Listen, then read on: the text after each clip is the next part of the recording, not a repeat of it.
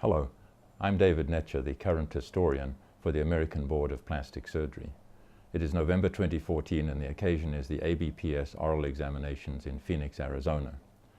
We're about to embark on a series of interviews that will attempt to put into perspective the remarkable leadership role of Dr. Barry Noone, who is soon to retire as Executive Director.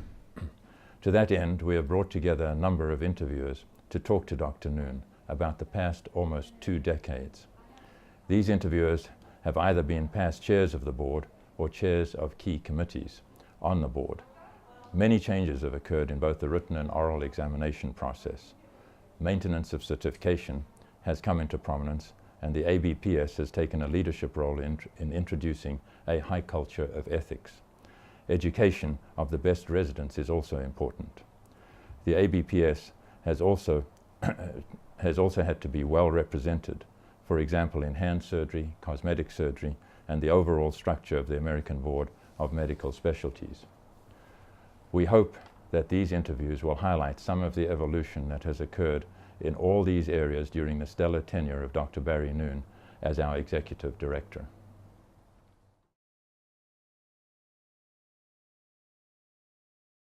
Hi, Barry. Mike, great to see you. My task today is to talk to you about the oral exam. And first, I just wanted to thank you for your years of service as the ED. You've served the public, the diplomates, and plastic surgery very well, in addition to mentoring a bunch of us. Thank you very much. Thank you so much. That's great.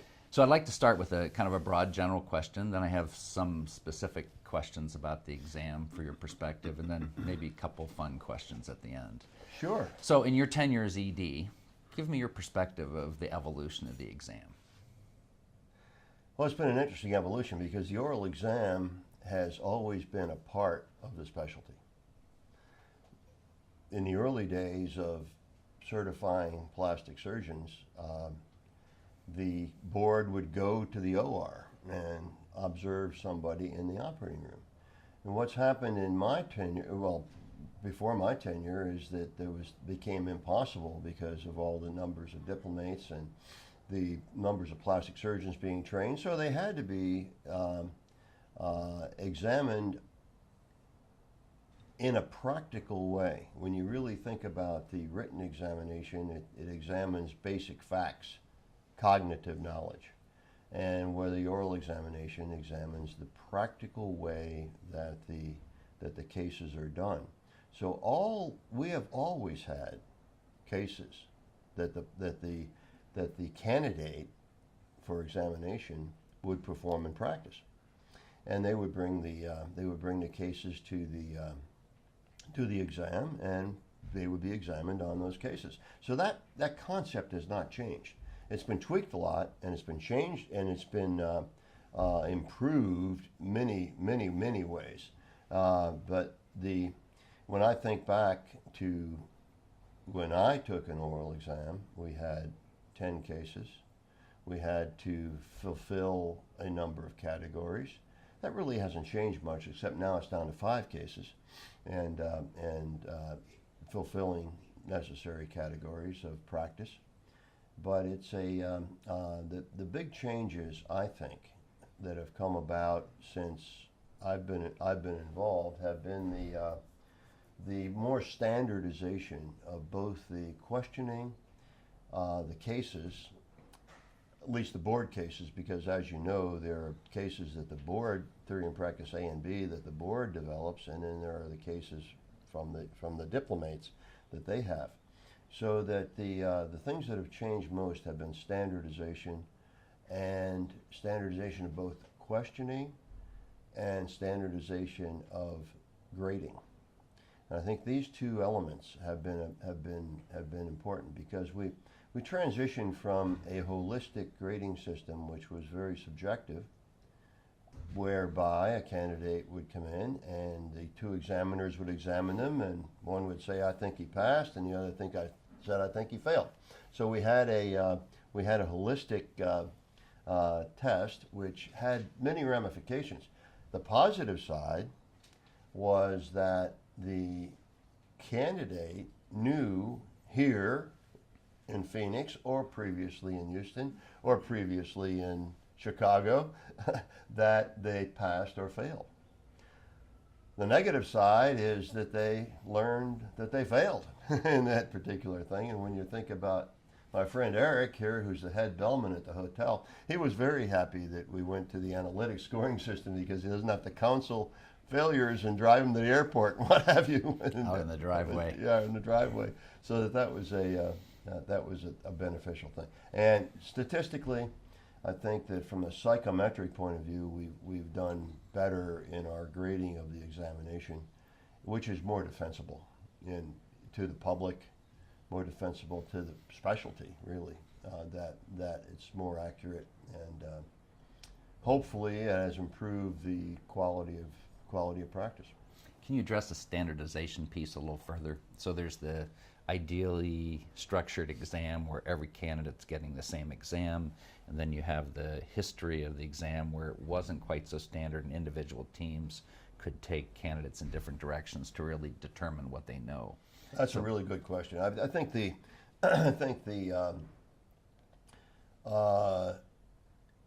way that we've done this is that even before we did the analytical scoring system, we worked on the process of standardizing questions that needed to be asked of each candidate. So if we have this is in the theory and practice side, our own cases, whereby there are questions that must be asked, and this has helped a lot, because back before that, before the standardization of the questioning, there was it was basically a free-for-all.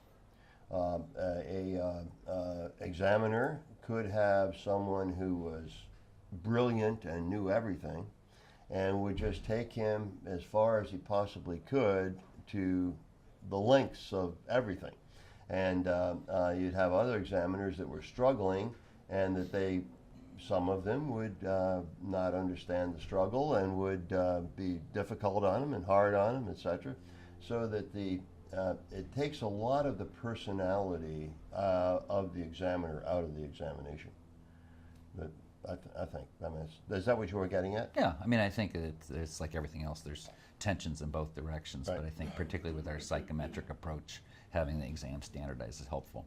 What about the evolution of ethical questions in the oral exam? The question of ethics is always difficult to evaluate, because ethics is not always black and white. There are different shades of gray, and it's ethics in practice performance, it's ethics in advertising, it's ethics in all of the other issues. So with the oral exam, we do ask that the candidates send in all of their advertising materials to make sure that they're practicing within the limits of what we would like to see, and standardizing their practices according to ethical principles. Unfortunately, I say unfortunately, but advertising is a reality in the modern world, and we can't change that. But we can enforce quality to the public by saying that some of these advertisements are not right. But anyway, so that's one thing we do. And the best way, we think, in evaluating ethics is from the case reports, because the case reports are very detailed, and they bring them in, and we look at the case reports, we examine them on their cases, and we find out just how they practice. And ethics can be anywhere from billing practices to follow-up patient care, really. I mean, the actual practice of medicine should be done on an ethical basis. And if you got to see the patients, you got to make rounds, you got to take care of them, you got to take care of their complications. That's all ethics, really, I think. And then of course the business aspects of ethics are important. Let's change gears a little bit. So we'll pull back a little in the bigger perspective. So the oral exam chair, the ED, the exam committee works hard for a year to prepare this test. And don't forget the staff. And the staff, of course. Of course, the staff. They work hard too. They do. They work harder than we work in a lot of ways. And yet, every oral exam chair does not look forward to the Thursday afternoon briefing session. And no matter how hard the committee works to get every detail right, the breadth of plastic surgery and the quality of the experts we have in the audience makes that exam session more difficult and longer.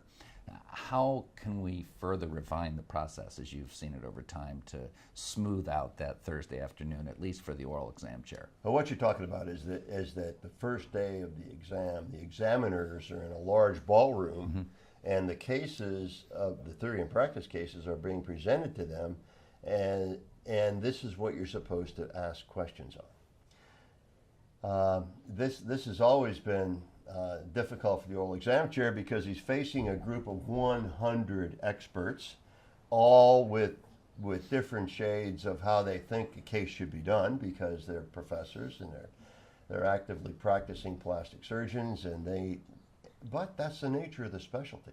The nature of the specialty is that there's more than one way to do something, really, and you know, there's more than one way to reconstruct a defect. There's more than one way to do a facelift. I mean, this is the nature of what it is. And so I think the oral exam chair has got to face that and do the best he can with that thing. Now, there's a trend toward evaluating whether the cases should be sent out in advance electronically to examiners. That may be the future.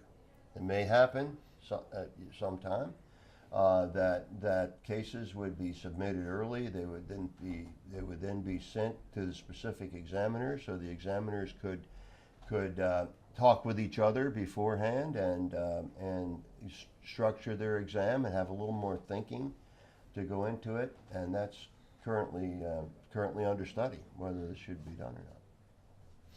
So my favorite Barry Noone quote is, "There's always something."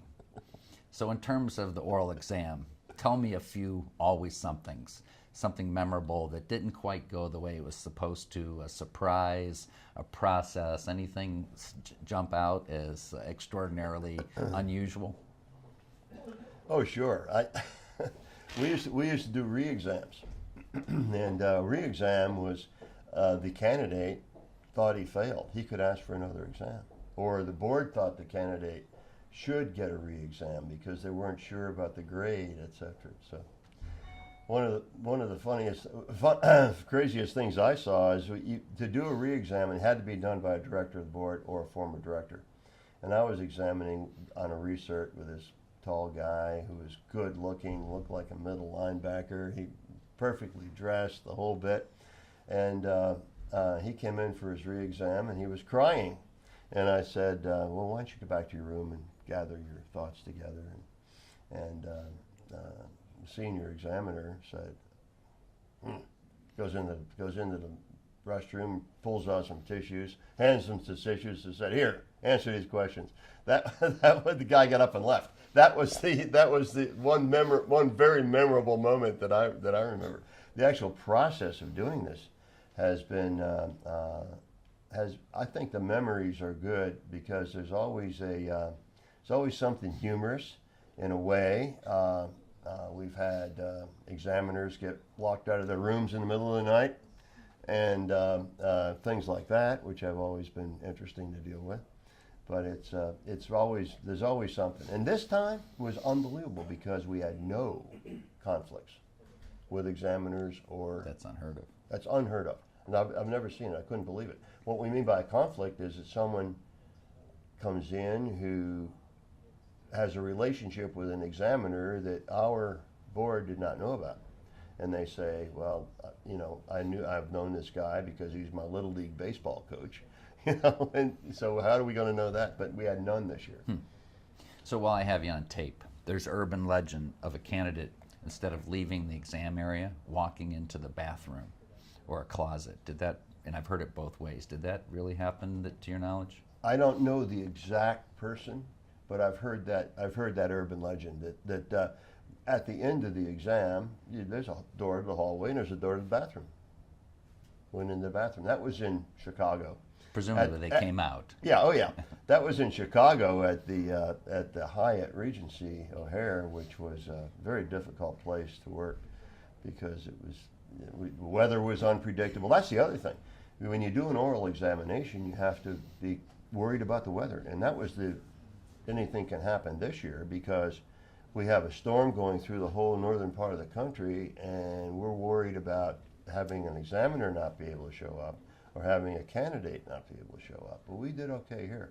We had, and when we were in Houston, we did have a big problem with a fall hurricane storm in the east that delayed a lot of people. Next to last question. Any favorite moments when you think back over the oral exam? Anything that, as opposed to people walking into bathrooms, and that are really stand out as exceptional service by the board, director performance, officer support, anything? I think my favorable moments can be clumped into one topic, and that's the relationships that I've had with the chair of the oral exam. I think we've had a group of very high quality plastic surgeons who run the process, and it's been a tremendous professional pleasure for me to work with such high quality people, including yourself and your predecessors and your successors, and it has been I think that's what stands out in my mind as being the greatest value to me. Willing to take a guess what the oral exam will look like at the 100th anniversary? Well, we just finished the 75th anniversary. My guess there, sure. Here's a guess. Virtual oral exams. I think will we ever get rid of the oral exam? I hope not, because I think that we can do it, and I think it's very important for our specialty that we have an oral examination, just because it's a visual specialty and all the reasons. Technology is advancing at such a rapid rate that I can envision at the 100th anniversary that you would be sitting in your office as an examiner, and the candidate would be in a virtual situation in the same room with you, if you will, and I'll be your co-examiner, and we'd have him in the same room, but you'd be in Madison, Wisconsin, and he'd be in Texas, but it would look like the same room. And I think that's possible. That's even possible today, but that's what's going to happen. Travel to a hotel probably won't work, and with the big push toward international certification, virtual examinations are on the forefront. Thanks. Well, again, I just want to thank you for your service to plastic surgery, to the board, your mentorship, and your friendship. Thank you, Mike. It's been a pleasure. Thanks.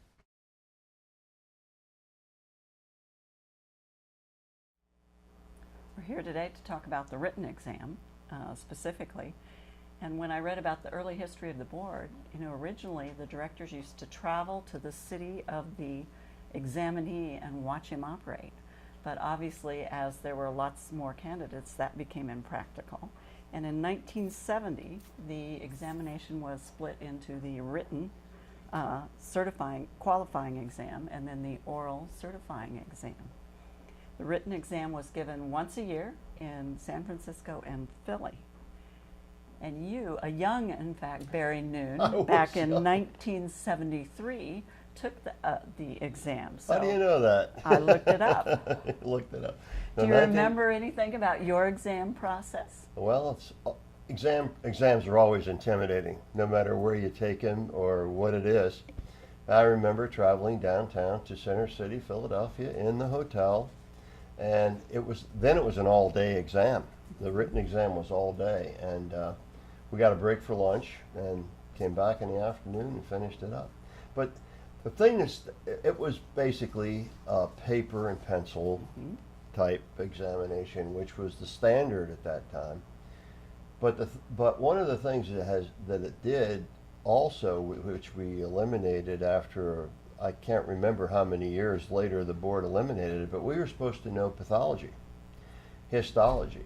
And in the middle, as the exam progressed, we did histology slides that were projected on the screen. And we had so much time when it was projected on the screen to make the diagnosis: melanoma, basal cell carcinoma, oral cancer. whatever have you, on the pathology. And then you could write it down. Later that evolved to putting the pathology photographs in the exam booklet. And then later it evolved to doing away with the pathology. So that was a big thing those days. They did away with the pathology slides the year before I took it. Oh, is that right? Is that what it was? They still ask us lots of questions on the exam about pathology. Yeah. Did you think the exam was hard when you took it? Did you think it was fair? Oh, I definitely thought it was fair, and I think it was all-encompassing in the specialty, and I thought I was prepared for it. My residency prepared me for it, so I wasn't terribly intimidated. And you passed. I passed. First try. Did you find out my score too when you were looking this up? No. But the exam continued like that for some time, and then in 1997 you became the executive director, and now you're responsible for this exam. So how was it constructed, and how were the questions chosen? How did you set the pass point? This is an interesting evolution of the written exam, because when I came on in 1997, I had experience as chair of what we call the in-service exam, which was the residence examination, which also serves as a self-assessment exam, and I had been chair of that exam for a number of years in the early 80s. And at that time, we went to the National Board of Medical Examiners, which still does the in-service exam. And I learned there how questions were written, how item banks were developed, etc. And when I came to the board, the first thing I saw in this, well, aside from the other political things with the ENT, the first thing I tackled was the written examination, because it was not very secure. It was. I think you told me it was in Steve Mathis's trunk. The whole composite of the examination, Steve Mathis carried around in his trunk in San Francisco. So as riding around in Steve Mathis' trunk, who was chair of the exam in San Francisco, I'm sure it was safe. He locked his trunk. But parts of the exam were being mailed back and forth across the country from these writers and then this committee member, and they were all winding up in Steve Mathis' trunk. And then he took it, and we looked at the questions. And frankly, we had an organization in Chicago that actually put the exam together, but it wasn't anything near the quality of the National Board. So misspellings and different processes that were incorrectly written exams, and there were true-false questions, etc. So we went to the National Board, and I convinced our board that we needed to have higher quality on this exam. So we went to, and I said, we have past experience with the National Board, and other boards were working with them also. Orthopedics, for example, it's always been a model for us. And so we went there and bit the bullet on the money, because there was definitely a big investment at that time to be able to increase the quality. But in my opinion, it was well worth it. We did that for a long time. That was in 1999. That was 1999. I came out in 97. The 98 exam, well, I was not very happy with. So we moved out in 1999 to the National Board. Well, and from the National Board, we've learned an awful lot about test questioning. We love them. But many people who are taking the exam think that the test questions are awful, that they're poorly written, that they're composed by non-English speakers. But tell us about the psychometrics that we've all learned from the National Board.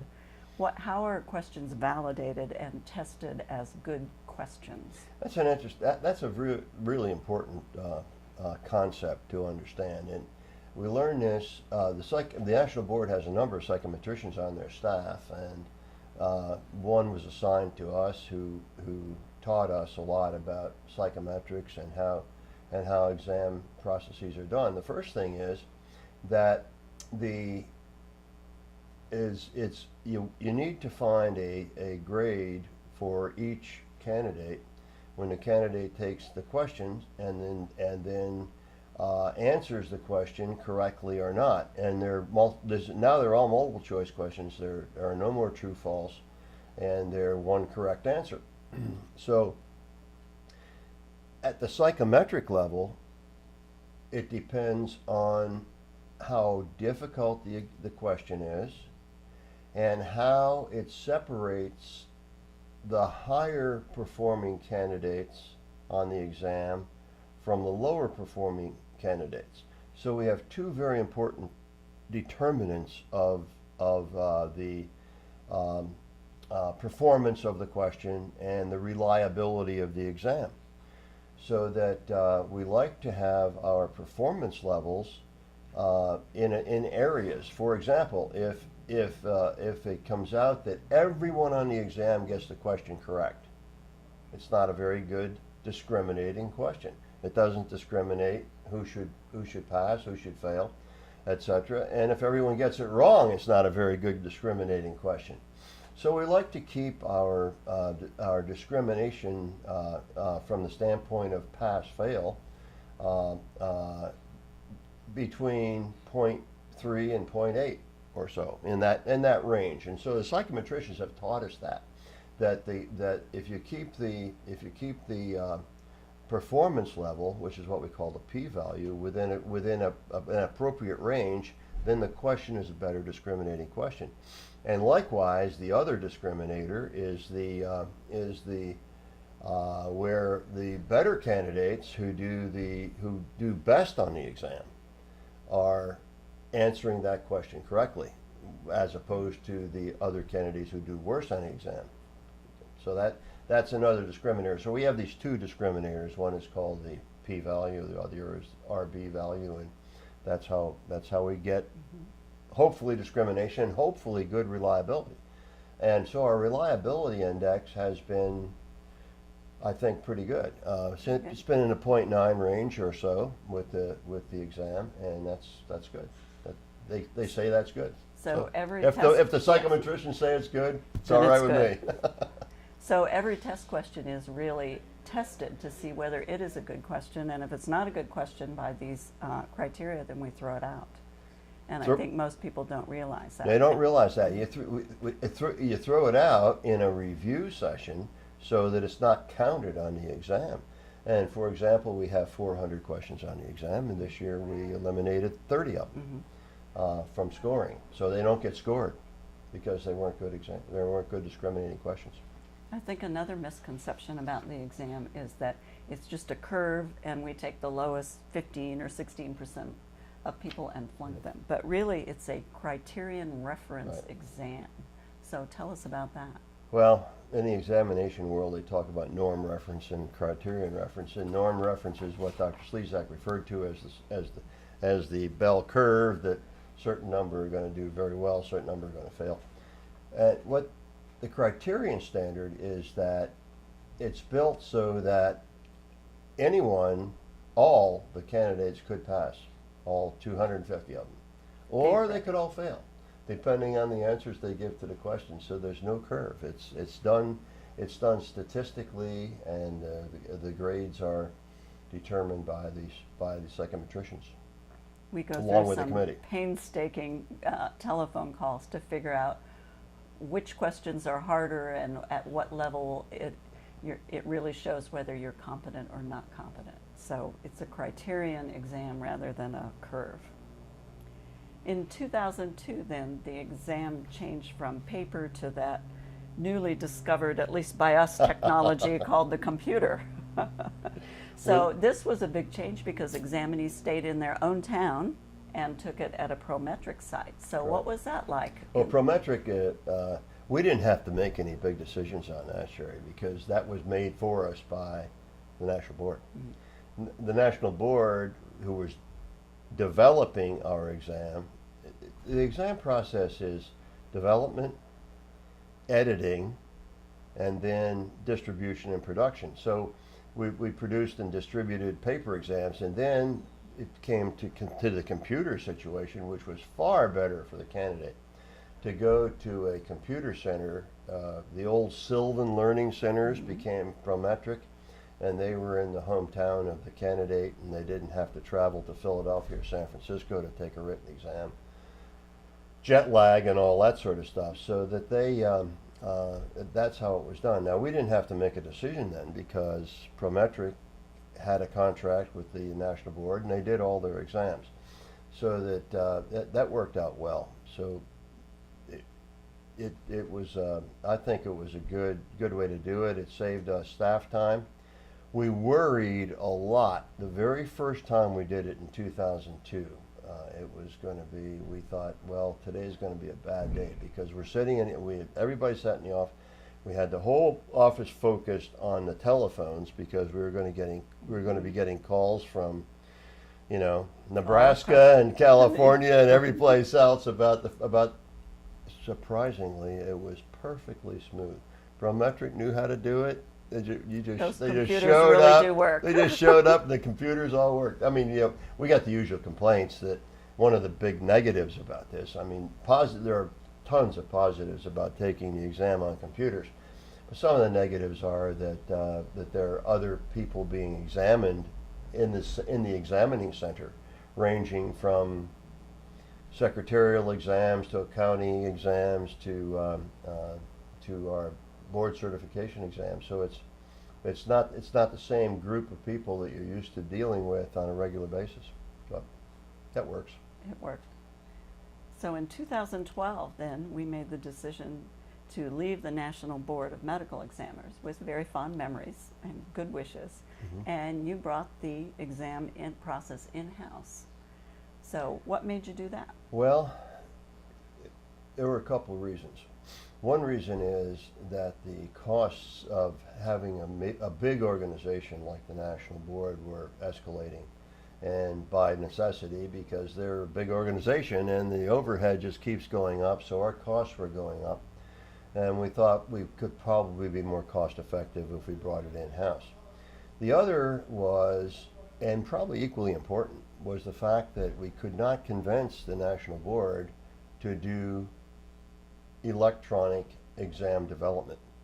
Their processes were set, and this is a big organization based in Philadelphia. They do the medical school exams for the United States medical licensing exams, and that is, when they write these exams and do exam development, their process is physically present.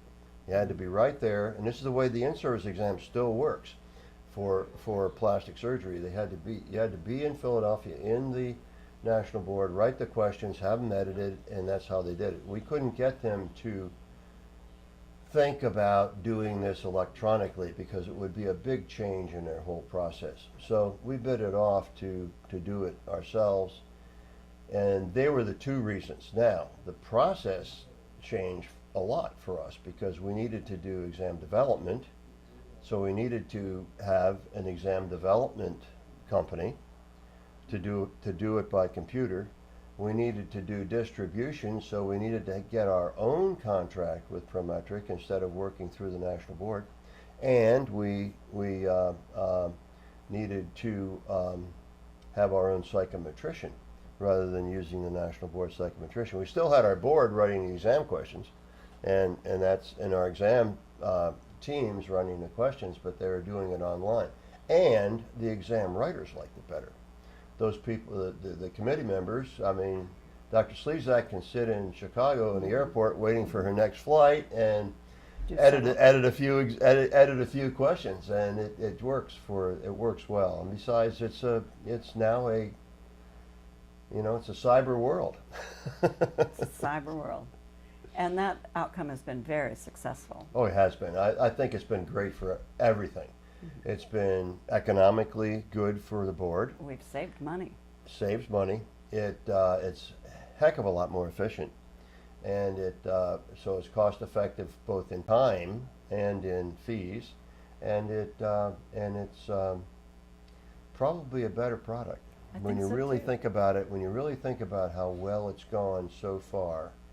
The reliability has been the highest we've had. Reliability is great. We went to both exams in 2013, I think. Mm-hmm. It's not only the written exam, but it's also the MOC exam, which has 4 components. So it really is a good thing, I think. It's been great. So how does our written exam compare to the written exam of other boards? I think it's probably similar. Many of the boards, almost everybody does the exam process electronically. They go to either Prometric centers or Pearson VUE centers. I don't think that's much different. Our exam is developed by our committees and our exam writers, which is similar to other boards. I don't think there's a big difference but there's a difference in how, in doing it electronically, electronic development. And one of the things that I learned from the other boards was this process. I have to give credit basically to radiology. In 2010, in February of 2010, 4 years ago, well, almost 5 years ago, we had a retreat in Miami on this very topic, about electronic exam development. And radiology had been on the forefront of that, and they were sort of pushing the other boards. And so we all sort of started doing it. Everybody does it now, except for orthopedics. Orthopedics still stays with the national board to do it, to do their. If it's not broken. If it's not broken, don't fix it. And we like to, and besides, they like to come to Philly and go to dinner. But I'll leave it on. So I know that some boards, though, give their written exam like in their last month of the residency Yeah. of a candidate. Right. Has Plastics ever thought about Yeah, that? that's a good question, because we certainly all the Canadian boards do it that way, just because the Royal College is their policy. We've always given our written exam soon after graduation, and our oral exam have been delayed a couple of years because of the need to do a practice in the community in order to be evaluated by the community. We didn't think that was a need for the written exam. So the written exam certainly could be given earlier. It would set the calendar in a different way. I think it's just a matter of, it's a matter of calendar setting. What would the residents think? They'd probably be happier if they did it in their last month of residency. It would probably be a more acceptable time to do the written exam. And now that we have control over exam writing and over the whole process, it would be a matter of education of the candidates, and a matter of getting Prometric to adjust exam schedule dates. It certainly could be done. I don't think it'd be a heck of a lot easier to do that than change the oral exam to a different time of year, because of all the case collections that are necessary for the oral exam. How do you think the written exam will change in the next 10 years?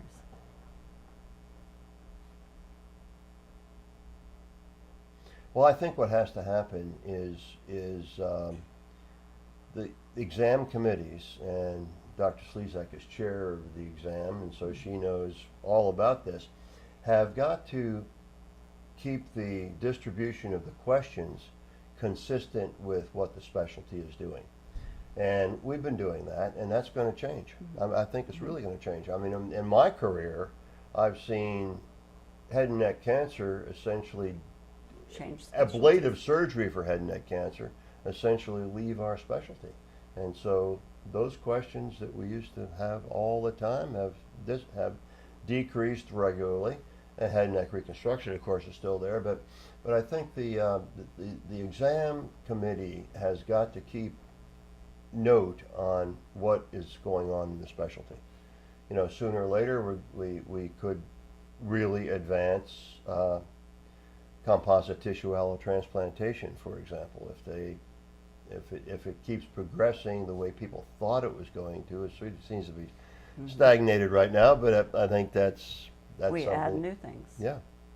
Some people say too that in this day and age of the handheld smartphone, that a resident can look up anything they need to know, anatomy, right away, and that maybe on the written exam we don't need to do so much memory items or anatomy, and go to scenario-based, interactive judgment type That's things, a good, even that's on a good the written point. exam. That's a really good point. You know, I heard a lecture from recently from the director of the Josiah Macy Foundation. He's an internist, and he was talking about medical school education. He said the first thing you do in the future is get rid of fact-based exams. Mm-hmm. Because medical students can pick up their smartphone and they know the anatomy of this and that, and they know. But what has to be taught that's not being taught well are things like ethics, patient interaction, the daily life of a physician and a patient, etc. And that's what he thinks should be focused on in medical school. Something for us to think about. Yeah. Barry, I certainly think as executive director, the written exam has made incredible, progress in your reign. And well, first bringing it to national board and bringing it in-house, and it's a reliable, scientific, fair test Bringing now. it to the national board and then away from the national board, all with good relations with the national board. But I think you should be very proud of the written exam as it is thank today, you and a lot of that is due to you. Thank you, Sherry. I really appreciate that. It's been fun. I've enjoyed it. I've learned a tremendous amount. My grandchildren wonder why I can be so tech savvy. I said that's because of my job. And we hope that by writing the questions, we'll pass our MOC exam. That's correct. I forgot about that. Thanks. Thank you, Sherry.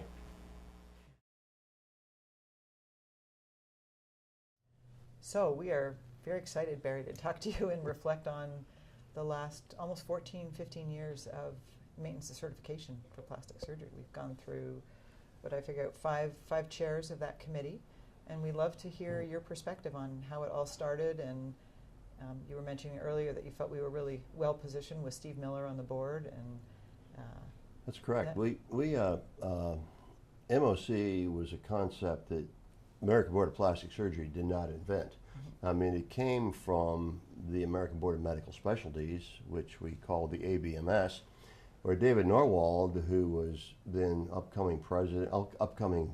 was called then president, but later became chair of the ABMS, was a general surgeon who had a concept that, he didn't want certified surgeons that were in jail continuing their certification unless they were proving to the public.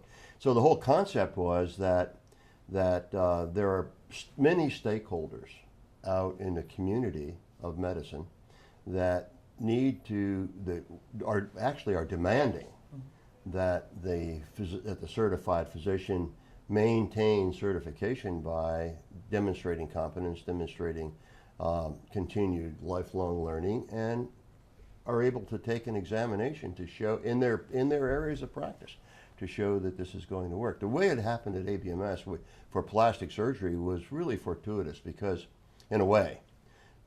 we were very late coming into recertification when you think about the process. So maybe just clarify recertification Sure. and main certification. We hear a lot of people using the terms interchangeably. That's a good question because they are not really interchangeable. But recertification was a concept that was developed by the ABMS in 1976 that said that physicians every 10 years or so, depending on the specialty, but mostly every 10 years, needed to take an examination to show that they knew what they were talking about in the specialty, or what they were practicing. So recertification became a standard. At first it was voluntary, and so in 1977 and 78, plastic surgery made it voluntary, and people did not want to do it, so it went away. Many of the boards right then in 1976, such as surgery, American Board of Surgery, made it mandatory. So recertification basically became a standard in many specialties. But plastic surgery was reluctant to do that because the specialty was concerned that recertification would lead to relicensure, and relicensure would be too much of a governmental control, etc. When in fact that's sort of happening anyway. So we were reluctant to make that mandatory examination until the 90s. What And was the tipping point that made us jump into MOC? MOC.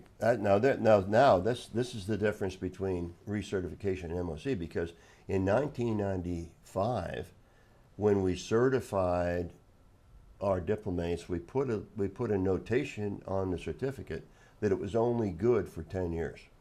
And So after that was the introduction of the time-limited certificate. Yeah, correct, yeah. that was the introduction of time-limited certificate. So you had to recertify within 10 years. Well, MOC hadn't quite developed yet.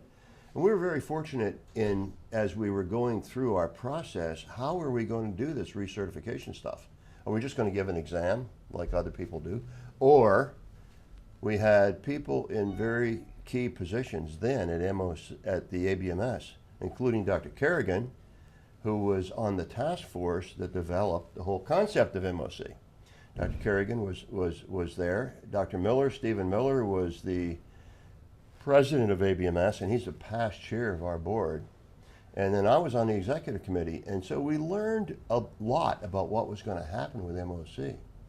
So we said, okay, why don't we plan our recertification program on what we knew was going to come with MOC? And that's how it evolved. So although we were late getting into recertification, we were early getting into MOC, and that's the process. Now MOC is different from recertification because it involves continuing demonstration of elements along the way rather than waiting for a 10-year exam.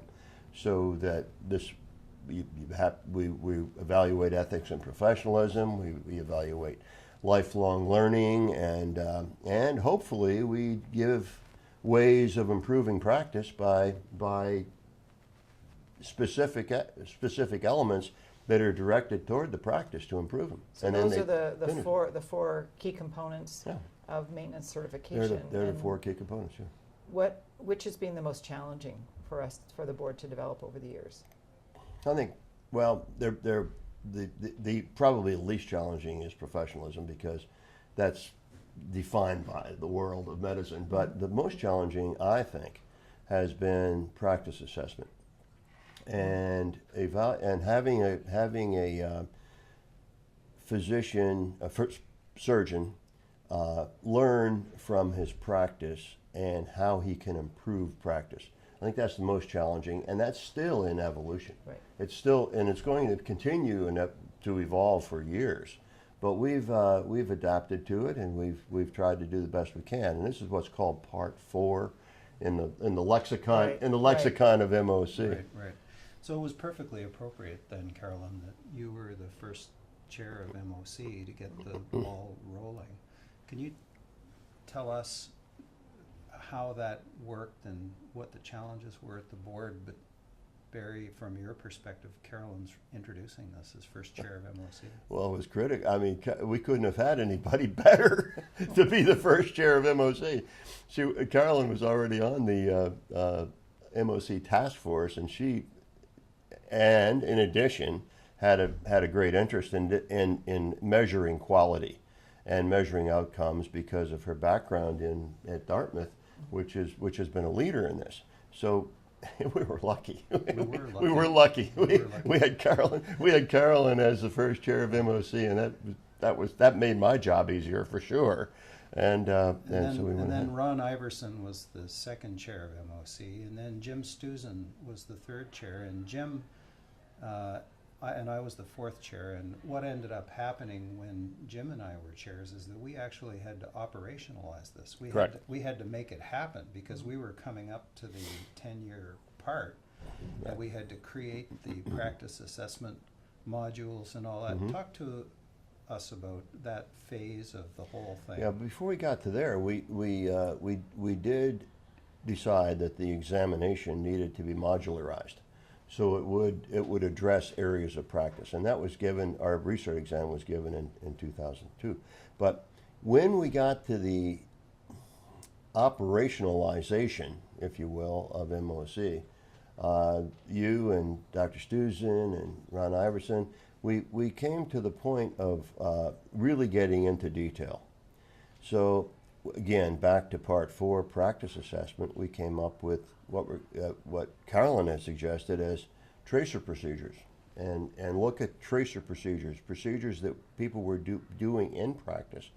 Have them look at their charts, have them look at their practice and say, hey, you know, I'm going to pick a operation I do commonly, such as facelift or breast reduction or breast reconstruction or carpal tunnel surgery.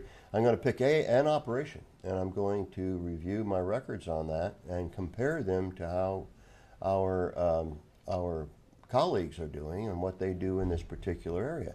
So the most difficult, I think, was the development of that whole phase of part 4, which was done with, you know, electronically and done very well by our consultants at Web Data Systems, and they did a good job with that. So the Diplomate now is able to enter cases and see, you know, I put in a reduction mammoplasty and find out how many hematomas you had and how many hematomas the rest of the country had. I guess this is appropriate for this video. What has been the challenges of selling this whole process to diplomats? Have most people been engaged and find it worthwhile, or do we still have a long way to go to make it really user-friendly and meaningful to the diplomats? I think we still have a long way to go. And I think one of our problems, I mean, we knew this was not going to be an overnight sensation. You know, it's not Broadway. we had to we continue to have to work on this, and we have to continually make it better. But I think the acceptance by our specialty, I feel, because of the way we've rolled it out, has been a little better than the acceptance in other specialties. Other specialties have started with recertification and got used to an exam every 10 years, and they studied for it and they passed it and what have you. So the focus on the knowledge. They can't. They can't. But focusing on the knowledge part, they're having difficulty adapting to the concept of continuous certification, and this is so we at least rolled it out that way. So our diplomates don't have that problem. That doesn't mean that our diplomates are not happy with it, or because some are not happy because it's a requirement. And anybody that has a requirement doesn't like it, and so this is just the way it is, you know. I think part of the reason that our diplomats are happier with it is that a lot of the way that we've rolled it out, thanks to your direction and help for all the chairs, is that we've created a system where we're trying to improve the practice with all of the MOC questions that we put out there, let them read the things and learn and improve their practice. And there's been a great vetting process as to how that happens. So talk to us about That's a key question, because what Dr. Lalonde is talking about is part 3, which is the examination. Well, we at our board came forth with the concept that what this should be is both evaluative and learning and educational. So to make it educational, we have a large number of items that are out in a study guide. And the study guide is produced by our society, and the study guide contains now close to 2,000 questions. And that is, if the diplomate studies that study, learns a lot, gets an explanation about why this answer is correct, studies that, and then takes the exam, they do well. Well, initially, this was not a good idea at ABMS, because ABMS thought that this was, we're used to recertification, we're used to an examination, we're used to a defined failure rate, this is what it should be. Well, what happened was we stuck to our guns a bit, and now the most interesting thing, as of this summer, I think, is that the pendulum is swinging toward our way. And why? I spoke at the AMA meeting, and it was a symposium on MOC. First time that the American Medical Association has really ever recognized MOC, and they started, and so they had this little symposium and invited people And what they wanted to hear was, what are you doing that's innovative? And so they asked me to talk about our study guide and our part 3 thing. And the AMA is a primary care organization, really. They like that. And a surgery representative at the AMA said, we send us the stuff. We want to learn about this.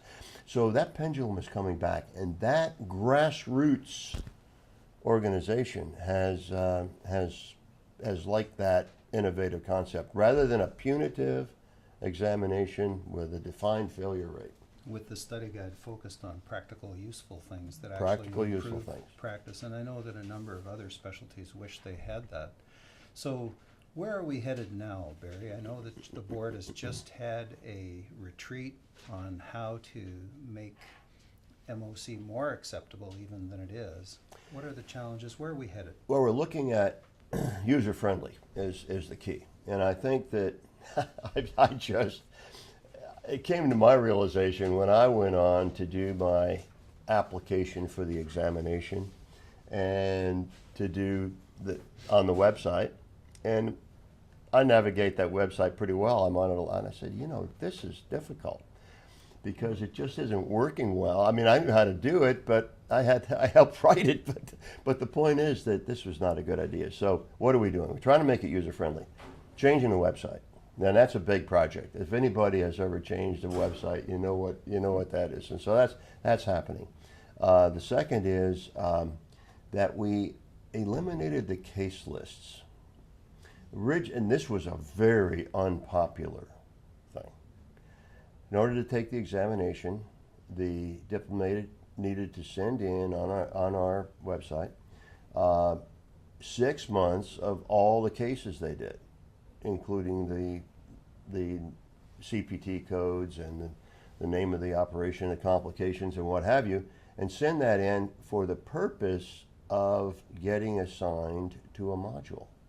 Which going back a little bit, it reminds me of the huge controversy over those modules, with the fear that if somebody qualified for, say, the cosmetic module, Right. and then they did a cosmetic test, knowledge-based test, that they would begin to hang their certificate almost as if they had an added certificate of qualification in cosmetic surgery. That's correct. Huge debate and controversy at the board. Yeah, that was a big debate, and it was controversial for sure but it hasn't worked. It hasn't really happened. It hasn't happened. It right. really hasn't Right. happened. It's I been mean, a what non- happened a is non-issue. what it really basically happens is that people don't want to take an examination in something they're not doing, and so we said 6-month case list just to prove that you do hand surgery, that you do comprehensive plastic surgery, and to assign you to that module is not worthwhile, because the candidate or the diplomat can say, I want to take the cosmetic module, I want to take the hand module, because that's what I do. So it didn't make sense. And that was an onerous process that nobody liked. We didn't like it at the board. Well, the only people who liked it was we were gathering data for research and for outcomes and what have you. But I think the PAPS modules give us that kind of data. So anyway, that's what happened there. So that's number 2. So we're being more friendly with the website.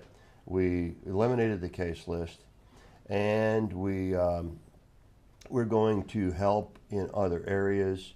For example, just a small example is the requirement that the chief of surgery or the chief of plastic surgery or the chief of or the medical staff president needs to sign off that this person is a good person. Well, much of our surgery and plastic surgery is outpatient. A lot of it is outpatient, and they don't have patients in the hospital that much, and so they couldn't. We were getting these letters in saying, don't know the guy well enough to evaluate it. So we changed that, and what that's going to happen. This is all this week.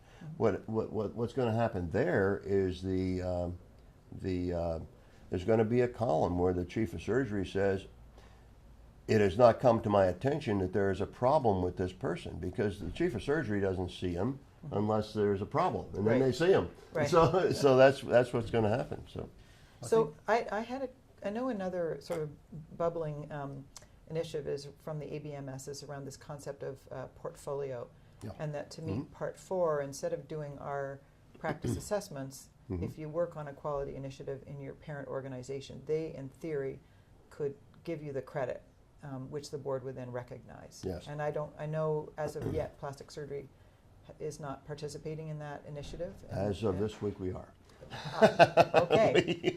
That's Excellent. I was getting to that Sorry. because no, that's okay. No, I think the multi-specialty portfolio program was a program that was started at Mayo Clinic and with family practice, pediatrics, and internal medicine, and they worked together on this project with the Mayo Clinic. Now it has come many institutions, and they don't have to be hospitals, they don't have to be academic institutions, they can be national societies, they can be regional societies, what have you. Develop a process whereby they want their members or staff people to participate in quality improvement projects. And so the quality improvement projects fit into part 4. So the ABMS supervises this, and I can't remember the number of institutions now, but it's probably in the range of 50 or so who are already doing this, and all the specialties are signing on, and we signed on this week to do it. We delayed a little bit on that because we weren't sure how this was going to sift out. And Don remembers because Don was chair of the MOC committee when this sort of came to light, when it started getting into the process, and we were trying to struggle with the fact that, well, if we allow, if we introduce MSPP, multi-specialty portfolio program, into our part 4, are we going to lose the other part of part 4, which is the practice assessment that we want the people to do specifically in these cases? So that's currently weighing and balancing, but we are signing on with MSPP. Yeah. And Don Mackay, as the current chair of MOC, helped to bring that in, and also removing the case list, which is very popular amongst diplomates. And I think the strength of plastic surgery is that we're flexible and we move with the times, and the only thing that's constant in surgery is change, and MOC is definitely changing. We'd like to give you this last opportunity. Are there any parts of MOC that we haven't talked about that, I know you played a huge role because of your role at ABMS. I think that was critical. The fact that in the American Board of Medical Specialties, you had a huge role in MOC there. You had a very powerful situation with them, and so you saw everything that was coming and enabled plastic surgery to take advantage of some of the changes. we really have, I think, been leaders at least in the surgical world about what happens at MOC, and we've tried to stay ahead of the curve. We're a little behind the curve on patient satisfaction surveys, but everybody else is too. And the question is whether patient surveys or patient projects are really valuable or not is something that's not answered yet. I don't think we really have an answer to that. But going forward, I feel that we're well positioned. I think our diplomates are going to benefit from I know I did from continuing learning and testing on learning from your practice. That's great. Thank you for all the years of supporting this program. It's great. Yeah, it's been wonderful. Thank you both. Wonderful to have you. It's a pleasure to sit here with very important people who are involved in the maintenance and certification program right from the very beginning, and who trained across the border in Canada. Very good. Thanks. Thank you.